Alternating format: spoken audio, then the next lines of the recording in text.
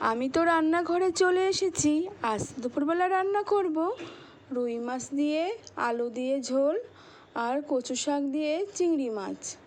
আর এদিকে দেখো পেঁয়াজ আর টমেটো রসুন আদা কাঁচা লঙ্কা সব কেটে নিয়েছি। আর কড়াইতে তো মাছ ভাজা দিয়েছি। এদিকে তো ভাতটাও বসিয়ে দিয়েছি। তো মাছগুলো সব ভাজা করে নিই, তারপরে তোমাদের সামনে আবার আসছি। তো মাছগুলো তো সব আমার ভাজা হয়ে গেছে।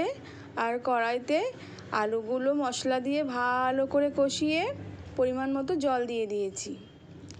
আর পাশে বসিয়ে দিয়েছি কচু শাক। কচু শাকে দিয়েছি একটু লবণ। লবণ দিলে তাড়াতাড়ি সিদ্ধ হয়ে যাবে। এবার ঢাকনাটা ঢেকে দিই। আর এদিকে মাছের ঝোলটাও বলক উঠে গেছে। দুটো রান্না হয়ে গেলে তোমাদের সামনে আবার আসছি। তো রান্নাগুলো সব আমার হয়ে গেছে, ভাবলাম তোমাদের সাথে শেয়ার করি। প্রথমে দেখাবো কচু শাক,